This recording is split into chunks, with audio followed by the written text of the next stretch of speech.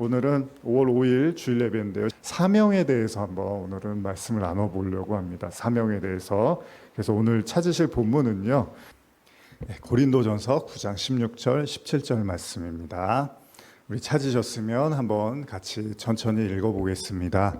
시작. 내가 복음을 전할지라도 자랑할 것이 없음은 내가 부득불 할림이리라.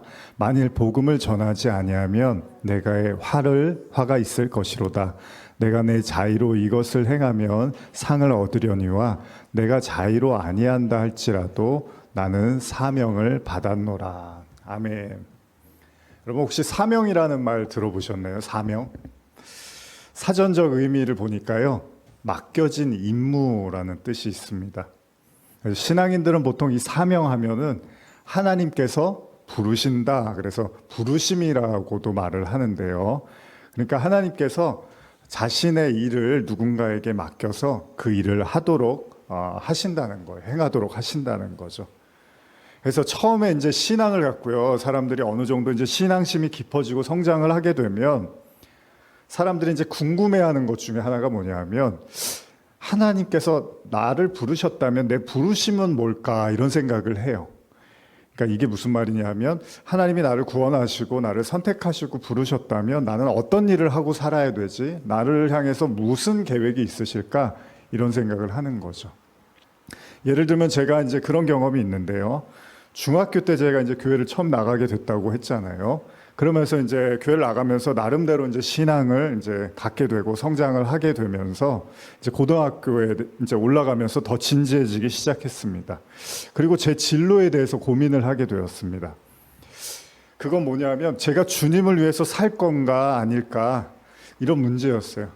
내가 하나님을 위해서 살아야 될 것 같은데, 근데 그게 맞는 건가 틀린 건가, 이런 고민들을 참 많이 했던 것 같아요. 물론 지금에서야 이제 제가 주님을 위해서 사는 게 곧 제 자신을 위한 유익이라는 것도 이제 잘 알고는 있지만, 그러니까 주님을 위해서 산다는 게요, 여러분, 사실은 나 자신이 하나님과 더욱 친밀해지는 삶을 살게 되는 거니까 그 구원의 여정에 이제 더 가까이 가는 거잖아요. 그러니까 결국은 사실 주님을 위해서 사는 게 나 자신을 위한 축복과 구원이라는 거예요. 근데 이제 어렸을 때는 그렇게 생각하지 않고, 제가 이제 주님을 위해서 뭔가를 할 수 있다는 생각에 주님을 위해서 내가 뭘 해야 되지, 어떻게 해야 되지, 이런 생각을 참 많이 했던 것 같아요. 고등학교에 제가 접어들면서 한동안 이제 진지하게 생각했던 게, 요즘 제가 이제 개인 설교 채널에 사도행전 강해가 이제 올라가고 있는데 거기에 이제 예전 제 이야기들을 많이 하고 있는데요. 제가 그때 선교사에 대한 고민을 많이 했습니다.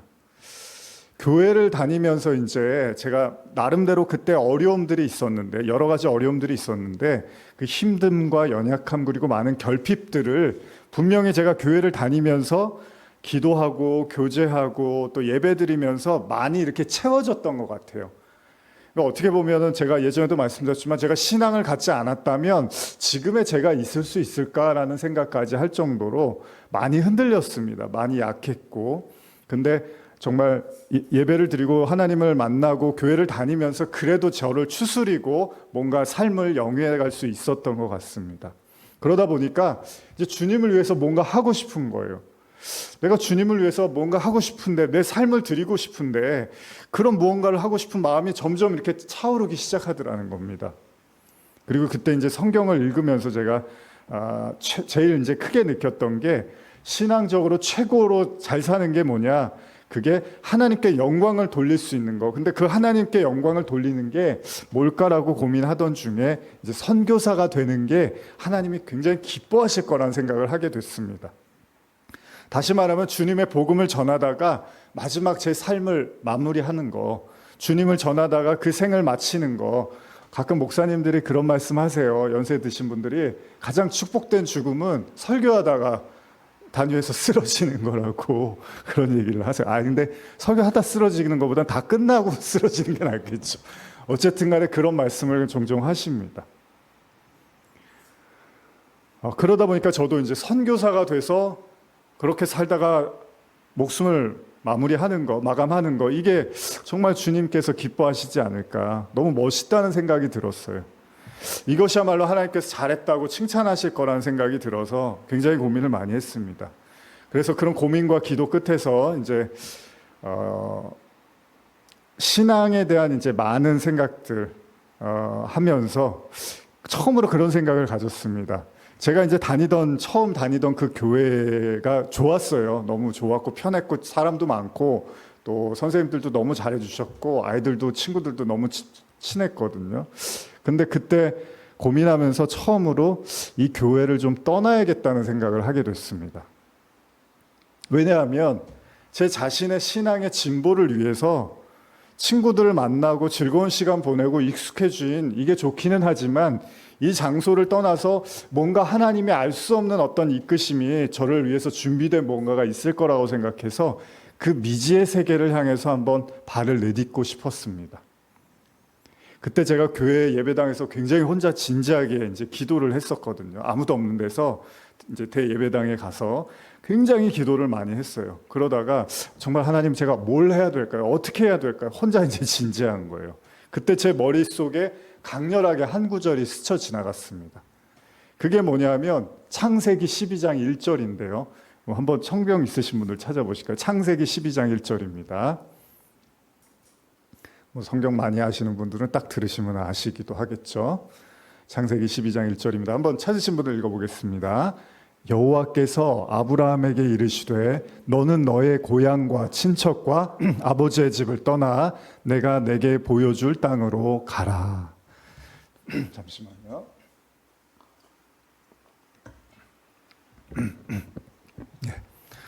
아브라함이 이 믿음의 이제 시작이 됐던 말씀이 바로 창세기 12장 1절 말씀인데요. 제게도 강렬하게 다가왔습니다. 그래서 제가 한동안 이 말씀을 굉장히 많이 생각을 했어요. 고향과 친척과 아버지의 집을 떠나라. 도대체 이제 고등학교 시절 이 말씀을 붙잡고 이게 도대체 뭘 얘기하는지를 정말 많이 생각했던 것 같아요. 물론 이 말씀은 여러 가지 의미로 해석될 수 있습니다. 지금이야 뭐 제가 이 말씀 보면서 이렇게 설교하면 되겠구나 생각하지만 그때는 어린 시절이었기 때문에 제 아이만한 이제 시절이었기 때문에 이게 도대체 무슨 뜻일까라는 고민을 많이 했죠. 근데 그때 제가 내린 이제 생각이 뭐냐면 그래 이 말씀은 내가 편하고 내가 익숙하고 그렇게 어떻게 보면 자신감 있는 그 장소 그 곳을 내려놓으라는 의미로 이제 제가 생각을 했습니다.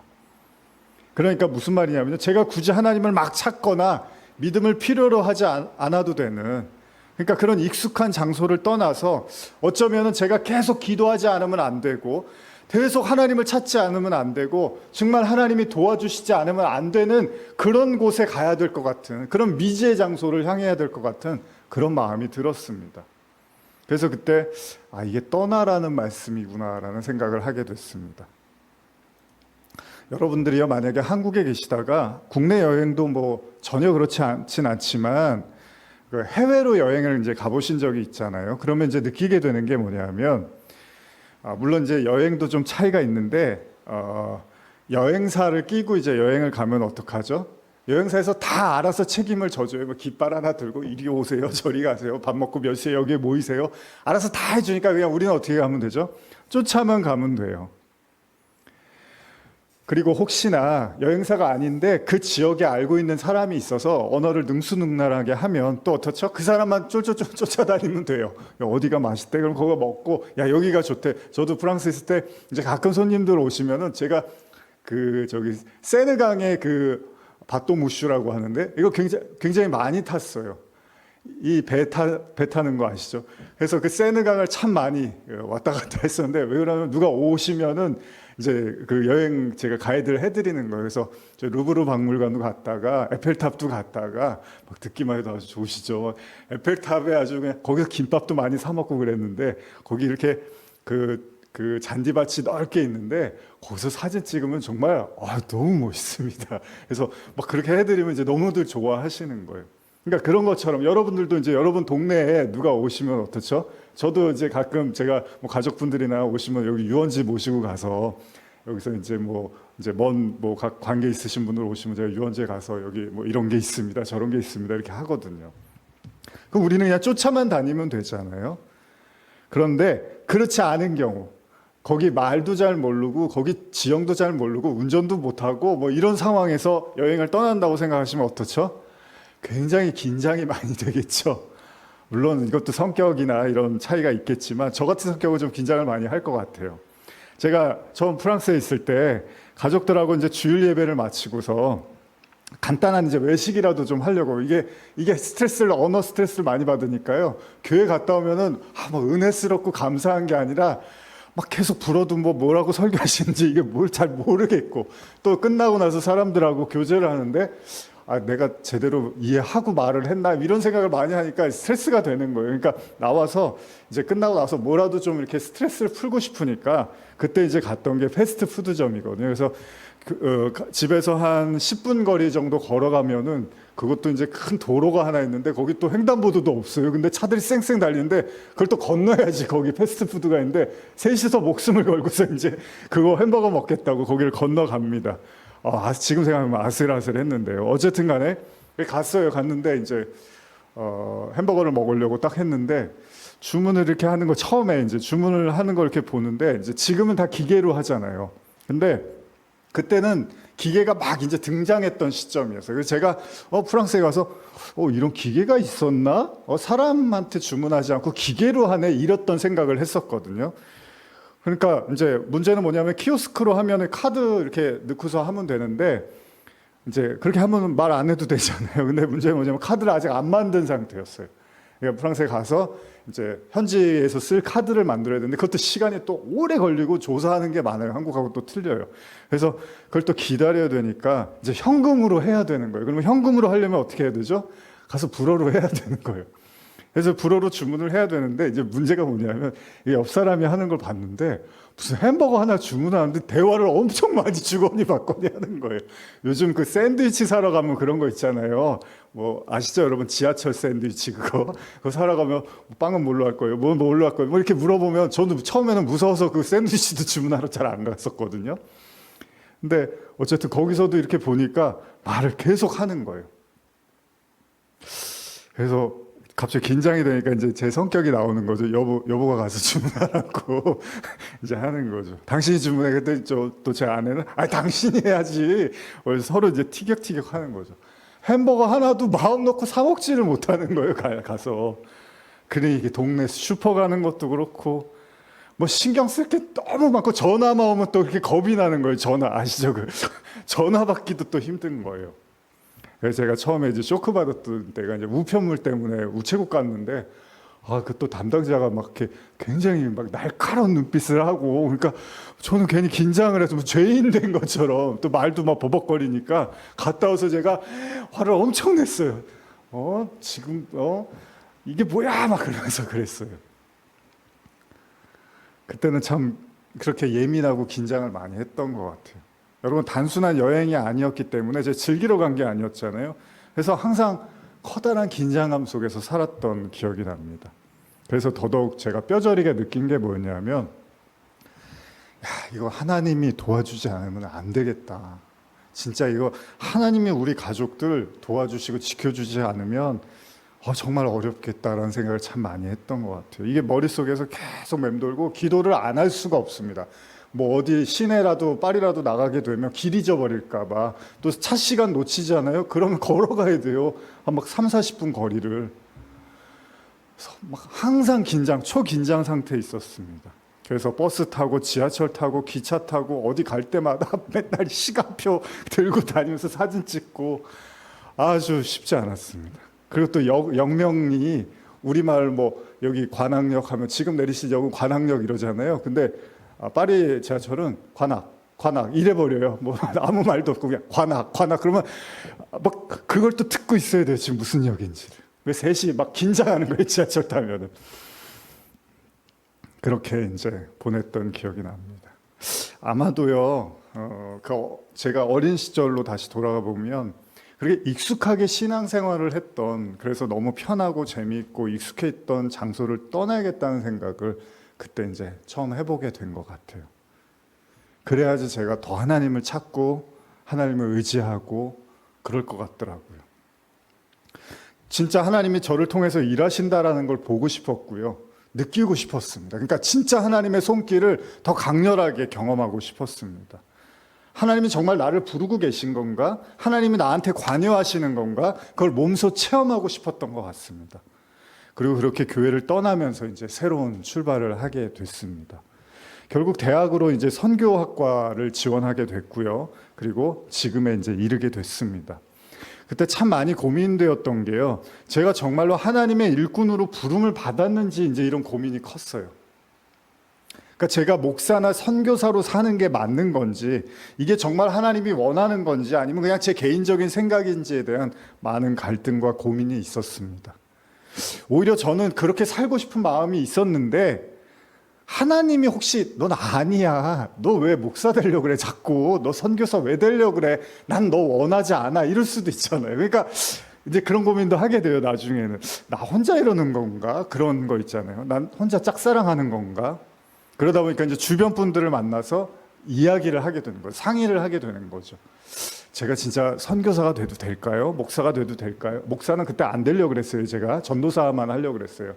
그 당시에 제가 목사님들이 너무 권위적이라는 생각이 들어서 그냥 나는 평생 전도사로 살아야겠다는 생각을 했었는데, 어쨌든 그때 사역에 대한 고민을 많이 했습니다. 그때 제가 학생 시절이었는데 처음에 이제 교회에 가까운 친구 중에 이제 하나가 자기가 몸담고 있는 이제 학교 찬양 동아리를 이끄는 선배가 있었는데요. 이제 저하고 다른 학교였는데 그 선배를 저한테 소개시켜 줬어요. 믿음이 참 좋으시다고.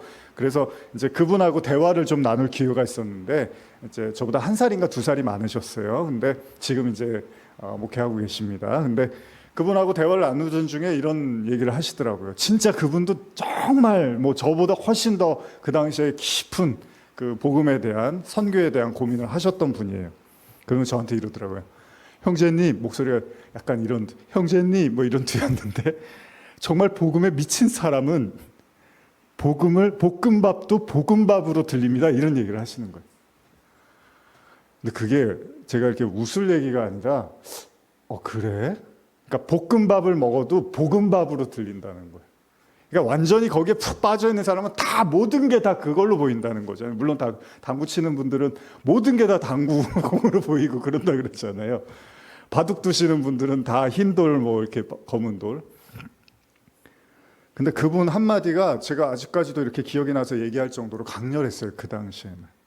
그렇습니다. 복음에 정말 미쳐 있다면 모든 게 다 그걸로 보인다는 거예요. 저희 진로를 진지하게 고민하면서 하나님을 위해서 살 건지 수없이 물었던 그 청소년기, 정말 이 길이 내가 갈 길이 맞는 건지 아닌지를 참으로 깊이 생각했던 것 같습니다. 그런데 그런 고민을 하면서 기도를 할 때요, 저에게 한 가지 무거운 마음이 있었습니다. 이것도 예전에 이제 사도행전 할 때 제가 나눴었는데, 기도를 이제 하려고 하면요, 기도를 이제 열심히 하려고 하면 마치 갑자기 어느새 사탄이 저한테 이렇게 와서 저를 겁이라도 주는 것처럼 이런 마음을 주는 거예요. 네가 선교사가 될 수 있다고? 네가? 이러면서 너 선교사가 얼마나 무시무시하고 힘들고 또 목숨 걸어야 되는 건 줄 알아? 이런 생각이 이제 깊이 드는 거예요, 갑자기. 그래서 마음이 이렇게 움츠러드는 거예요. 그러면서 반복적인 이미지가 계속 스쳐 지나갑니다. 그게 뭐였냐면, 예전에도 말씀드렸지만 제가 이제 선교나 뭐 복음을 전하다가 이제 붙잡혀갖고 자동차 뒤에 이렇게 묶여져요. 그래서 이렇게 땅에다 끌려가는데, 자동차가 달려가면 제가 이제 몸이 아스팔트 위에 끌려가는데 몸이 다 닳아서 이제 만신창이가 되는 거예요, 피로. 이게 반복적으로 기도할 때마다 떠오르는 거예요. 그러면서 네가 이런 걸 할 수 있겠다고, 이런 목숨을 걸고 너가 복음을 전할 수 있겠다고, 그런 생각이 이제 들면 갑자기 마음이 이렇게 싹 사그러드는 거예요. 자신이 없어지는 거예요. 내가 복음을 위해서 이렇게까지 할 수 있을까? 그런 생각이 드는 거예요. 내가 주님을 위해서 살 수도 있을 것 같지만 이런 고통을 감수하면서까지 내가 그 일을 감당할 수 있을까? 그런 생각이 들더라는 거죠. 아무리 생각해도 그렇게까지는 좀 자신이 없게 느껴지는 거죠. 아마도 누구나 그럴 겁니다. 여러분들이 무슨 일을 하려고요, 작심을 하고 자신만만하게 생각을 했는데 갑자기 그 일을 위해서 따르는 대가가 너무나 크다고 판단이 되면요, 한 번쯤은 다시 생각하게 되잖아요. 그러니까 어떤 일을 선택하고 어떤 길을 선택한다는 건요, 그로 인해서 내가 볼 손해라든지 피해까지 다 감수를 하고 선택할 때 가능한 거죠. 내가 이익만 볼 걸 생각하고 선택하지는 않습니다, 사람들이. 이걸로 인해서 뭐 주식하는 분들 다 그런 마음이잖아요. 잘 되면 좋은데 안 되면 망할 것까지 생각하고 뭐 투자를 하는 거잖아요. 그렇게 오랜 기도와 고민 끝에 어느 날 기도하던 중에 갑자기 그 두려움이 또 밀려오기 시작했습니다. 근데 그때 이제 처음으로 그 두려움이 넘어서지더라고요. 그래요? 그래도 가겠습니다. 그래도 하겠습니다. 그런 마음의 결정을 하게 됐습니다. 지금 생각해 보면요, 이제 갓 교회 다닌 지가 3, 4년밖에 안 됐습니다. 중학교 1학년 겨울에 교회를 나갔으니까 이런 생각을 한 게 고등학교 1학년이었거든요. 그럼 3년 정도 되고서 이런 생각을 하게 됐습니다. 여러분, 신학생들 뭐 여러분들 우습게 보시진 않겠지만 그 사람들 정말 진지하고 많은 고민과 결단 끝에 자신의 진로를 신학교로 선택한 거잖아요. 그러니까 정말 그 어린 나이에 어떻게 보면 정말로 쉽지 않은 선택을 한 거죠. 저도 그랬던 것 같아요. 3년 정도밖에 안 된 그 신앙, 그 시간들 통해서 제가 이제 그런 선택을 해야겠다는 마음을 갖게 된 거죠. 여러분, 근데 신앙이라는 게 또 그렇습니다. 불같기도 하지만 또 한편으로는 안 자라면 또 안 자라는 게 신앙이에요. 한번 확 자라기도 하지만 또 계속 멈춰 있는 게 우리 신앙이기도 하거든요. 그때 저는 이제 오로지 복음만이 살 길이라는 생각이 들었어요. 이 세상이 심판도 올 거고요. 주님도 머지않아 오실 거라는 그런 확고한 믿음에 사로잡혀서 복음을 전하는 길만이 가장 뜻깊고 의미 있는 삶이라고 생각했고 하나님이 기뻐하실 거라고 믿었던 거죠. 그리고 시간이 흐르면서 어느 순간 이게 제 사명이겠거니라는 생각을 하게 됐습니다. 물론 지금 제가 선교사 타이틀을 갖고 있지는 않지만 복음을 전한다는 측면에서는 크게 다르지 않는 것 같습니다. 그렇습니다. 저도 오래전 어느 순간부터 바울과 같은 생각을 어렴풋이 했던 것 같아요. 오늘 읽으신 여러분들의 그 본문을 제가 현대어 성경으로 한 번 더 읽어드릴게요. 고린도전서 9장 16절 17절인데 아까 읽으신 본문입니다. 복음을 전한다고 해서 내게 어떤 특별한 명예가 주어지는 것도 아닙니다. 나는 다만 복음을 전하는 일을 그만두려고 해도 그만둘 수가 없습니다. 복음을 전하지 않으면 나는 화를 당할 것입니다. 만일 내가 자진해서 이 임무를 맡았다면 주께서는 내게 특별한 보상을 주시겠지만 사실은 그렇지 않습니다. 하나님께서 나를 택하셔서 이 거룩한 임무를 맡기셨기 때문에 내게는 선택할 자유가 없는 것입니다. 만일 내가 복음을 전하는 일을 멈춘다면, 제가 만약에 복음을 전하는 일을 멈춘다면 꼭 이것이 목회자나 선교사 타이틀을 의미하는 건 아니지만 어떤 형태가 되었든지 간에 복음을 전하는 일을 멈추면 제가 하나님께 혼이 날 거라는 생각도 했었다는 겁니다. 저도. 그 이야기는요, 복음을 전하는 일을 제가 해도 되고 안 해도 되는 일이 아니라 반드시 해야 되는 일이라고 저는 믿고 있는 거죠. 실제로 제가 신학교에 가보면 많은 학생들이 그런 고민을 하거든요. 요새 신학교에 사람들이 그렇게 없습니다. 왜냐하면 보장된 미래가 없다 보니까 이제 신학생들도 쉽게 선택을 잘 못합니다. 이제 앞으로 참 어려운 시대, 교회적으로는 참 어려운 시대가 올 거예요. 우리 한국 교회가. 제가 목사가 돼도 되는지, 혹은 내가 선교사나 또 혹은 사모나 아니면 목회자의 배우로서의 살 자격이 있는지 이런 고민들 참 많이 해요. 뭐 장로님, 권사님, 또 여러분 뭐 집사님, 안수 집사님 뭐 이런 분들 많은 고민들을 할 거예요. 저에게도 그런 질문을 해오는 사람들이 종종 있습니다. 분명히 이 길을 가려고 신학교에 들어왔는데 막상 학교를 다니다 보니까 자신과는 거리가 멀다는 걸 느끼는 사람들이 있습니다. 다른 학업도 사실 비슷하겠죠. 신학교 역시도요, 꼭 입학을 했다고 해서 다 졸업을 해서 사역을 하는 건 아닙니다. 중간에 포기하는 사람도 있고 졸업을 했지만 다른 일을 하는 사람들도 많이 있습니다. 예전에 제가 가벼운 마음으로 어떤 영화를 봤는데 가벼운 마음으로 봤다가 이런저런 생각을 좀 하게 됐던 영화가 있었는데 그게 뭐냐면 한국 영화 중에 2004년작이었는데 신부 수업이라는 영화가 있습니다. 거기 보면 이제 권상우 배우하고 하지원 배우가 나오는데요. 이 권상우 배우와 그리고 또 코믹한 이미지를 가진 김인권이라는 배우가 나옵니다. 보신 분들 기억하실 거예요. 두 사람이 이제 카톨릭 신학교의 신학생으로서 이제 신부가 되려고 준비를 하고 있는데 이제 신부 서품을 한 달을 앞두고 있습니다. 이제 진짜 신부가 되는 거예요, 그러면. 근데 의도치 않게 어떤 사고를 치게 돼요, 학교 내에서. 뭐 나쁜 의도는 아니었는데 어떻게 그렇게 됩니다. 그래서 이제 이를 만회를 하기 위해서 학교에서 영성 강화 훈련이라는 걸 이제 보냅니다. 그래서 지역 변두리에 작은 성당이 있었는데 거기 선배 신부님과 함께 공동 생활을 좀 하라고 이제 그 두 학생을 보내게 돼요. 그래서 권상우 배우하고 김인권 배우를요. 그리고 이제 그곳에서 만난 성당에 이제 신부님 조카를 우연히 만나게 되는데 그 배우가 하지원, 이제 그 역할을 하지원 배우가 하게 되는데 이 신학생인 권상우 배우는요, 예기치 못한 사건으로 이제 점점 두 사람이 가까워지기 시작합니다. 당연히 이제 권상우 배우는 나는 뭐 그런 마음 없습니다. 나는 오로지 하나님만 사랑합니다. 막 이랬는데 가까워지니까 마음이 싱숭생숭해지는 거예요. 그리고 나중에는 사랑에 빠집니다. 보신 분들 아시죠?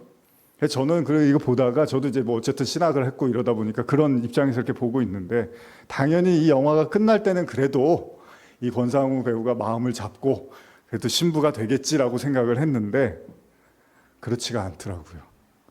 오히려 염려가 됐던 건요, 그 권상우 배우의 친구로 나온 그 김인권 배우였는데 시종, 소위 속세에 너무 관심이 많은 거예요. 그래서 맨날 밤에 가면 술집 가 있고 막 그러는 거예요. 그래서 아유, 저 친구야말로 진짜 서품을 받을 수 있을까라는 그런 아슬아슬한 모습이 계속 나오는데, 근데 영화의 결말은 생각지도 못하게 권상우 배우가 사랑하는 그 하지원 배우를 위해서 서품을 포기하게 됩니다. 그리고 사랑을 택해요. 그랬는데 오히려 말썽 피우던 그 김인권 배우가 영성 강화 훈련 기간을 통해서 자기가 너무 신부의 적성에 맞는다는 걸 깨달았대요. 그래서 신부 서품을 받게 됩니다. 그래서 제가 영화 보면서 살짝 놀랐어요. 이렇게 끝나네? 그렇습니다. 그 길을 가보지 않은 이상 우리는 그 길이 내 길인지 나에게 맞는 길인지 또 하나님이 부르신 길인지는 다 알 수 없습니다. 근데 선택을 해야 될 때가 있습니다. 선택을 한다는 건요, 여러분 그 길에 대한 모든 분석이 다 끝났다는 걸 의미하는 게 아닙니다. 우리 나름대로 분석을 마치고 확신을 갖는다 해도요, 항상 예기치 않은 변수들은 등장하기 마련입니다. 그렇기 때문에 결정하고 선택하는 것은 어쩌면 모험 같은 일입니다. 마치 아브라함이요, 하나님의 말씀을 듣고 본토 친척 아비집을 떠난 것처럼 내가 알 수 없는, 나에게 익숙하지 않은, 그리고 그 결말도 확신할 수 없는 그냥 믿음으로 가야 되는 길, 그게 사실 신앙이라는 거죠. 만일 제가 지금 신학교를 갈지 말지를 고민하면서 하나님을 위해서 사는 것이 나의 길인지를 묻는 그 10대의 황용환이가 저한테 찾아와서 목사님, 제가 그 일을 해야 될까요? 말아야 될 거라고 그 오래전 30년 전에 제가 저에게 질문한다면 저는 뭐라고 대답할까요? 저는 어른으로서 어린 청소년이었던 저에게 뭐라고 답해 줄까요? 만약 여러분들에게 그런 고민들을 한다면, 그런 질문들을 한다면, 여러분들이 한창 여러분들의 길을 고민하던 그 10대 시절, 그 젊은 시절에 여러분들이 지금 여러분들에게 묻는다면 이 일이 옳을까요? 이 선택이 맞을까요? 제가 후회는 하지 않을까요? 라고 묻는다면 여러분들은 뭐라고 대답해 주실까요? 여러분들이 가장 고민이 많았던 그 시기에 여러분들에게 그 젊은 여러분들이 찾아온다면 말이죠. 제가 오늘 이 설교를 하면서 후회 없는 선택을 하십시오라든지요, 세상 살아가기 위해서 결정을 잘 하십시오, 이런 얘기를 하고 싶은 건 아닙니다. 오늘 우리가 나누고자 하는 주제가 뭐죠? 사명이죠, 사명. 그리고 이 사명 중에 다름 아닌 바울의 고백처럼 복음을 전하는 사명에 대한 이야기를 하고 있습니다. 사실 바울이요, 자신의 사명에 대해서 확고하게 믿고 피력하는 것 같지만요, 그에게도 커다란 어려움들이 많았던 건 사실입니다. 그건 바울이요, 예수님의 12제자가 아니었거든요. 그래서 바울은 예수님을 직접 본 적이 없어요. 그래서 바울은 그냥 성령에 의해서 자기가 사도로서의 직분을 하나님이 주셨다는 걸 깨달은 거거든요. 그리고 바울은 여러분이 아시는 것처럼 예수님을 믿는 사람들을 핍박하던 사람이었습니다. 그런 대표격이었던 사람이에요. 그런 바울이 자신이 예수님을 믿고 변화됐다고 말하지만 심지어 자신을 예수님의 제자들과 같은 사도라고 말하고 있으니까 사람들이 더더욱 바울을 믿을 수가 없는 거예요. 아니, 예수님하고 같이 다닌 적도 없고 예수 믿는 사람을 핍박한 당신이 무슨 사도고 말씀을 전할 자격이 있느냐. 그렇기 때문에 바울도요, 이런 부연 설명을 하지 않을 수 없는 상황들이 여러 번 있었습니다. 고린도전서 9장이 이런 이야기로 시작을 하는데, 이것도 제가 현대어로 읽어드릴게요. 여러분, 한번 사실 오늘 설교보다 더 중요한 건 이 바울의 고백인데, 제가 이 고백을 읽어드릴 때 한번 잘 설교처럼 들어주셨으면 좋겠어요. 이런 어려움 속에 처한 바울의 고백입니다. 내가 자유인이 아닙니까? 내가 사도가 아니란 말입니까? 내가 우리 주 예수를 보지 못하였다는 말입니까? 여러분의 삶이 변화된 것도 내가 주님을 위해서 열심히 일한 결과가 아닙니까? 비록 다른 사람들은 나를 사도라고 생각하지 않더라도 여러분은 내가 분명히 사도라는 걸 알 것입니다. 여러분은 나를 통해서 그리스도의 사람이 되었기 때문입니다. 나를 힐난하는 사람들에게 묻습니다. 도대체 내게는 아무런 권리도 없단 말입니까? 다른 사도들처럼 여러분 집에서 손님으로 대접받을 권리가 없다는 말입니까? 만일 내게 그리스도인의 아내가 있다면 다른 제자들이나 주님의 형제나 게바처럼 아내를 데리고 여행을 다닐 수도 있는 게 아닙니까? 왜 여러분은 다른 사도들에게는 생활비를 주면서 바나바와 나만의 생계를 위해 계속 일을 하게 합니까? 자기 비용을 써가면서 군대 생활을 하는 사람이 도대체 어디 있습니까? 농사를 지어 추수한 농부가 그 곡식을 먹을 권리가 없다는 얘기를 들어본 적이 있습니까? 양이나 염소를 먹이는 목자가 그 젖을 먹을 권리가 없겠습니까? 나는 단순히 인간의 관점에서 권리가 있느니 없느니 하는 얘기를 하는 것이 아닙니다. 율법의 말씀을 두고 하는 말입니다. 바울이 자기 변론을 확실하게 하고 있습니다. 내가 그런 권리가 없어서 이러는 게 아닙니다. 그러면서 자기를 이렇게 진지하게 구체적으로 자기에 대해서 말하고 있습니다. 어쩌면 바울이요, 단순한 사람의 감정으로 이런 상황을 생각했다면 바울은 시험에 들기에 충분했을 겁니다. 그렇죠. 바울이 복음을 전할 때마다 수군거리는 거예요. 저 사람 사도가 맞다고? 예수님하고 같이 다닌 적이 없어. 저 사람 예수님의 사람들을 핍박하던 사람이야. 이런 얘기가 계속 술렁이었을 거예요. 가는 곳마다. 그러니까 얼마나 힘들었겠습니까? 말씀을 전할 때마다. 차라리 그냥 이 일을 관두고 싶을 때도 많았겠죠. 자신의 사도됨을 의심하고 그렇기 때문에 마땅히 복음을 전하는 자로서 받아야 될 대우를 전혀 받지를 못했던 것처럼 바울이 고백하고 있습니다. 그런 처지에서 바울은 굳이 자신의 사명을 설명해서까지 그 일을 해야만 했다는 거예요. 그런데 그럼에도 바울은 이런 상황들이 자신에게 시험거리나 근심거리가 되지는 않았다고 말을 합니다. 계속 제가 읽어드릴게요. 현대어로 고린도전서 9장 14절에서 18절인데요. 바울의 고백입니다. 한번 또 들어보세요. 주께서는 또 복음을 전하는 사람들은 그 복음을 듣는 사람들로부터 생활비를 얻는 것이 당연하다고 하였습니다. 그러나 나는 여러분들에게 동전 한 푼도 요구한 일이 없습니다. 또 지금부터라도 그렇게 했으면 좋겠다는 뜻으로 이런 말을 하는 것도 아닙니다. 나는 여러분들에게 무상으로 복음을 전할 때 얻는 기쁨을 잃어버리기보다는 차라리 굶어 죽는 편이 나을 것입니다. 바울이 이렇게 말을 해요. 복음을 전한다고 해서 내게 어떤 특별한 명예가 주어지는 것도 아닙니다. 나는 다만 복음을 전하는 일을 그만두려고 해도 그만둘 수가 없습니다. 복음을 전하지 않으면 나는 화를 당할 것이기 때문입니다. 만일 내가 자진해서 이 임무를 맡았다면 주께서는 내게 특별한 보상을 주시겠지만 사실은 그렇지 않습니다. 하나님께서 나를 택하셔서 이 거룩한 임무를 맡기셨기 때문에 내게는 선택할 자유가 없는 것입니다. 이런 상황에서 내가 받을 보수가 무엇이겠습니까? 누구에게도 부담을 주지 않고 내 권리를 조금도 주장함이 없이 복음을 전하는 데서 오는 특별한 기쁨, 이것이 바로 내가 받을 보수입니다. 바울이 참 난 사람이긴 난 사람인 거예요. 진짜로 바울은 복음만 생각하는 거예요. 사실 저도 설교하고 목회하고 사역하는 사람이지만 이 사람이다 보니까 사람을 의식할 수밖에 없는 그런 마음들이 있거든요. 아무래도 사람들한테 칭찬받고 존경받고 대우받고 싶은 마음이 왜 없겠습니까?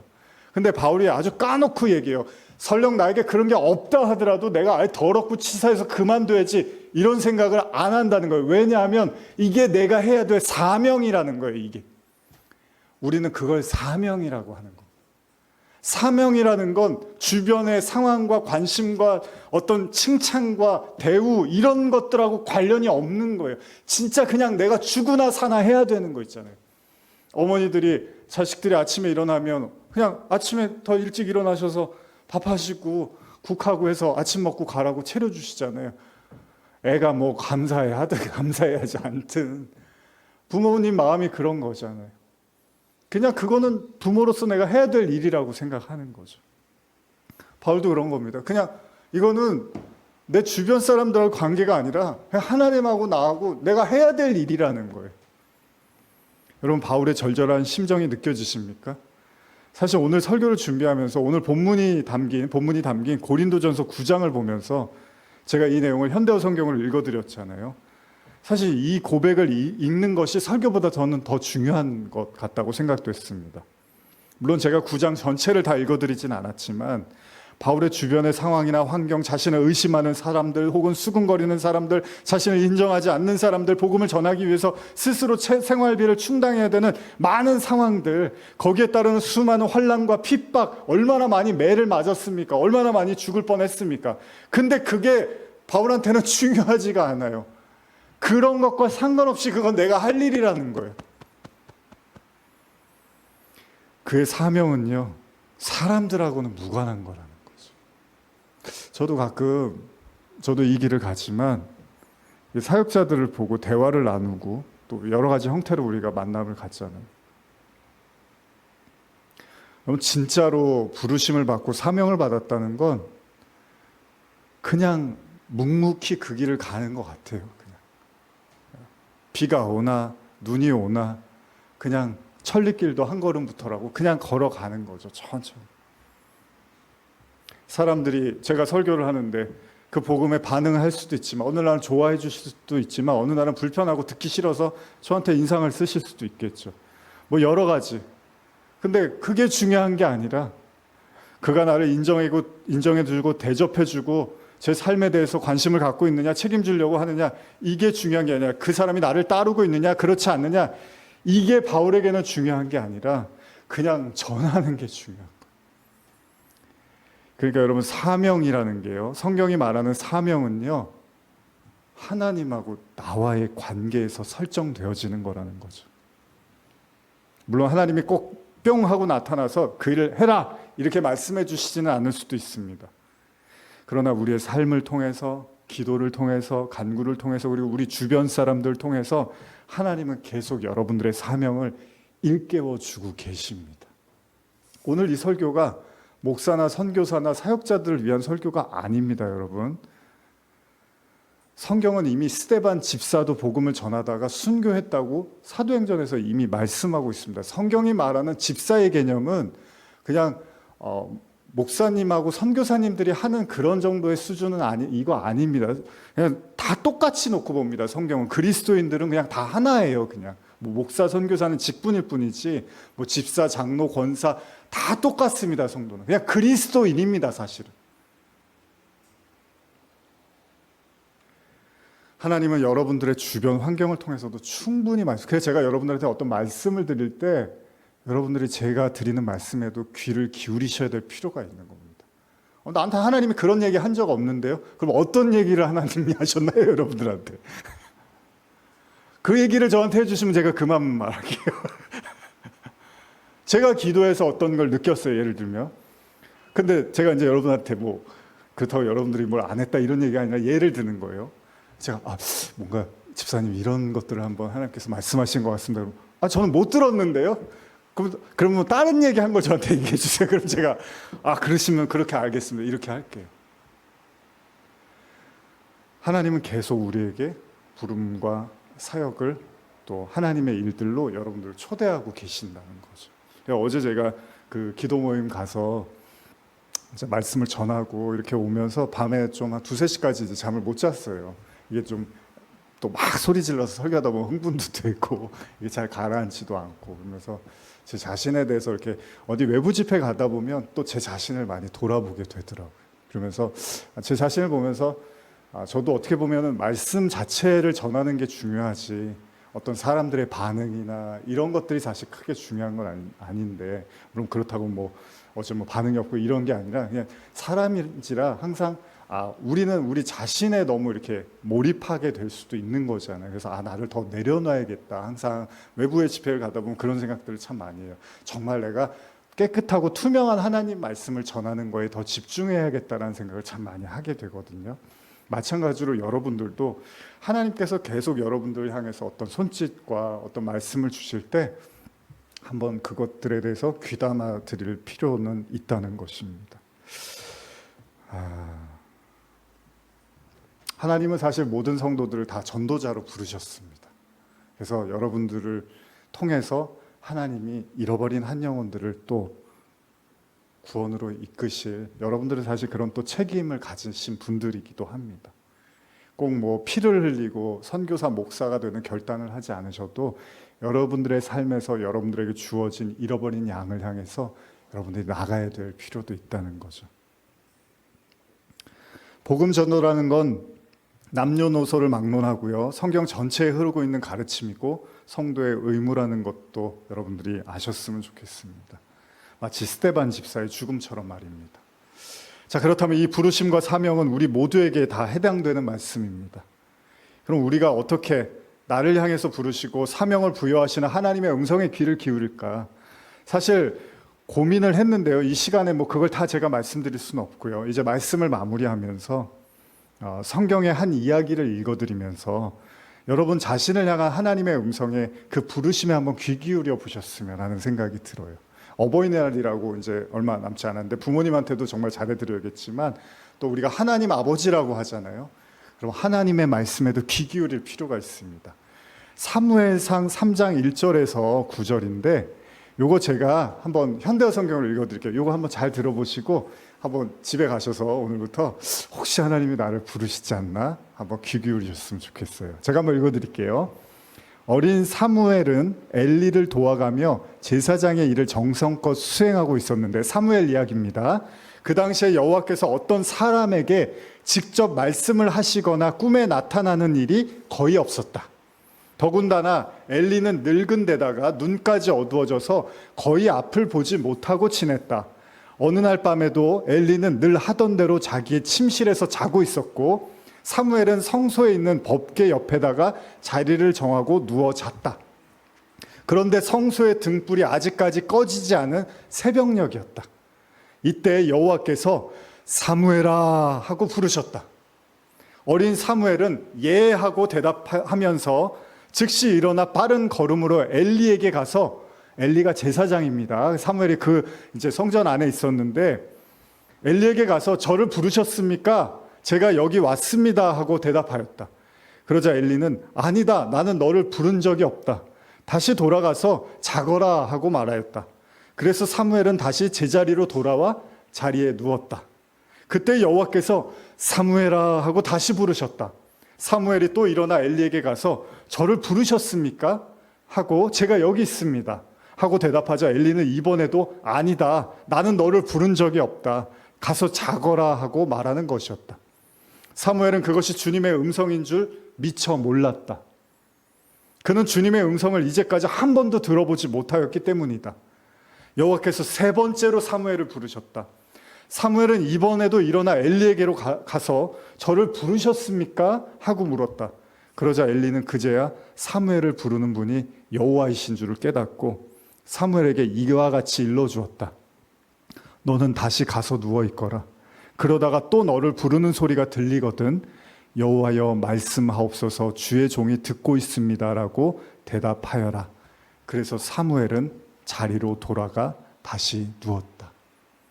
이 이야기가 짧은 이야기인데요, 무슨 얘기냐면 하나님이 사무엘을 부르셨는데 오히려 제사장조차도 그거를 인지를 못해서 아니라고 계속 얘기를 했어요. 근데 나중에 보니까 하나님이 여러 번 부르시니까 그제서야 사무엘이 하나님의 음성이라는 걸 알게 되었던 거죠. 여러분, 하나님이 여러분들한테 뿅 하고 나타나서 여러분들을 부르시지 않을 수도 있습니다. 그러나 하나님은 여러분 주변 상황과 환경을 통해서 하나님은 여러분들에게 충분히 말씀하고 계십니다. 오늘 어린이날인데요, 저희가 어린이 주일로 따로 보내진 않았지만 이 땅의 주님의 자녀들, 그리고 여러분들의 가까운 자녀들, 조카들, 모든 어린이들, 또 청소년들도 그렇고요. 하나님의 음성에 청종하고 하나님이 이끄시는 그 삶을 살기를 또 간절히 바랍니다. 그래서 이 나라 우리 교회가 젊은이들이 떠나가고 청년들이 떠나가고 학생들이 떠나가고 어린이들이 떠나가는 지금 이런 안타까운 현실 속에서 이게 사실 누구 잘못이죠? 왜 10대들이 교회를 떠나고 20대들이 교회를 떠날까요? 누구 잘못일까요? 저는 저희들 잘못이라고 생각합니다. 자녀들이 잘못 자라면 부모님 자신을 원래 탓하는 거잖아요. 내가 잘못 키웠구나. 이 땅에 젊은 아이들, 젊은이들이 교회를 떠나간다는 건 사실 우리들의 잘못이 아닐까 생각을 해봅니다. 뭐 어린이날이라고 행사해주고 잘해주는 거 다 좋은데요. 진짜 진지하게 내가 신앙의 어른으로서, 신앙의 선배로서 정말 다음 세대들을 향해서 진지하게, 혹시 우리도 이 엘리 제사장처럼 사무엘을 하나님이 부르셨는데 아니야, 아니야, 아니야 이러고 있는 건 아닌가? 그게 정말 하나님의 음성이고 네가 하나님의 말씀 따라 살아가야 된다고 말해줄 수 있어야 되지 않을까라는 생각을 해봅니다. 그런 마음으로 또 오늘 하루 잘 또 보내시고 또 여러분들 가족도 특별히 부모님들에게 그런 하나님의 은혜와 축복이 넘치는 기도로 함께 나가기를 원합니다. 우리 같이 찬양하고 기도하시겠습니다.